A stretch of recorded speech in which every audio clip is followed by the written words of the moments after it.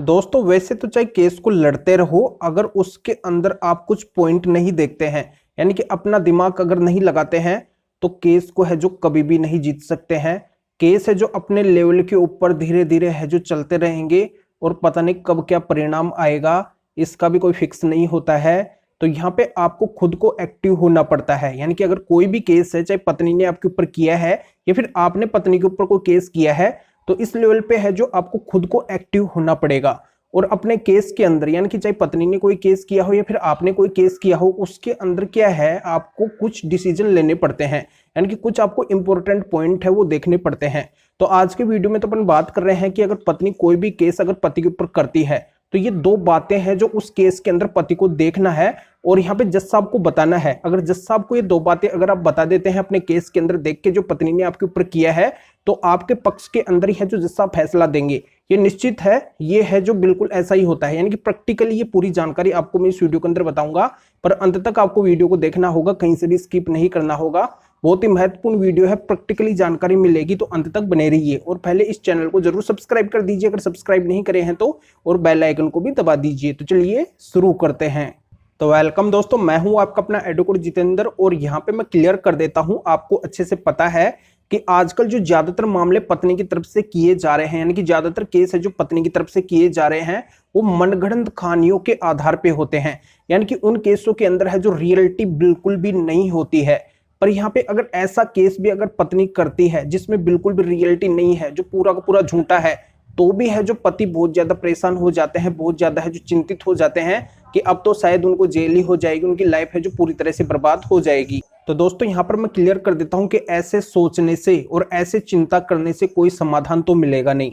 जितनी आप चिंता करेंगे उतने आप परेशान रहेंगे, उसका कोई भी सोल्यूशन है जो चिंता करने से नहीं निकलता है। तो इसके अंदर मैं आपको एक बेस्ट सॉल्यूशन बताता हूं। देखो, अगर पत्नी ने आपके ऊपर केस किया है और वो केस अगर झूठा है, तो आपको अच्छे से पता होता है कि वो केस है जो झूठा है और इस केस के कोई भी सबूत है जो पत्नी के पास में नहीं है। तो बस इसी लेवल के ऊपर है जो आपको रिलैक्स हो जाना है, यानी कि चिंता को छोड़ देना है और निष्फिक्र रहना है। और आपको ये मैं बताता हूं कि आप उस केस से जल्दी से बाहर कैसे निकल सकते हैं। यानी कि ये भी बहुत से लोगों के मेरे पास में सवाल आते हैं कि सर, पत्नी ने देखो झूठा केस तो किया है, पर हम है जो उस केस से जल्दी से मुक्ति चाहते हैं, यानी कि जल्दी से वो केस है जो हमारे ऊपर से हट जाए, तो इसके लिए हमें जो कौन सी चीजों के ऊपर ध्यान देके चलना पड़ेगा। तो देखो यहाँ पे मैं क्लियर कर देता हूँ कि पत्नी अगर ऐसा कोई भी झूठा केस करती है, तो उसके अंदर है जो आपको दो बातें हैं जो विशेष रूप से देखनी है। तो ये दो बातें कौन सी है, इन दो बातों को आपको जज साहब के सामने रखना है। तो इसमें पहली बात तो ये आती है कि पत्नी जो केस करती है, तो उसके अंदर आपको ये देखना है कि पत्नी ने उस केस के अंदर टाइम डेट पैलेस वगैरह लिखवाया है या फिर नहीं लिखवाया है।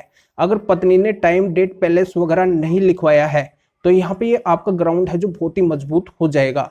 दूसरा इसमें यह होगा कि पत्नी ने अगर किसी का स्पेसिफिक रोल ही नहीं दिखाया है, जैसे क्या होता है कि पत्नी जो केस करती है उसके अंदर पति के साथ में जो पति के रिलेटिव है, पेरेंट्स है, उन सभी के नाम भी वो लिखवा देती है। पर यहाँ पे जब सभी लोगों के नाम वो लिखवाती है, तो किसी का भी स्पेसिफिक रोल है जो नहीं लिखवाती है कि किसने है जो उसके साथ में क्या किया है।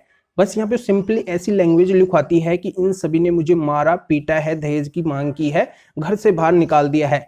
तो इस तरीके की अगर लाइन उसने लिखवाई है, ये अगर वर्डिंग लिखाई है, तो बिल्कुल भी है जो पत्नी की वर्डिंग ये लाइन है जो नहीं चलेगी, क्योंकि इसके अंदर है जो स्पेसिफिक रोल है जो पत्नी ने नहीं लिखवाया है।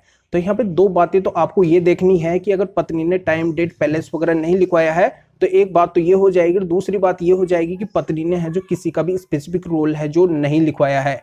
तो यहाँ पे ये दो बातें हैं जो आपको जज साहब के सामने रखनी है।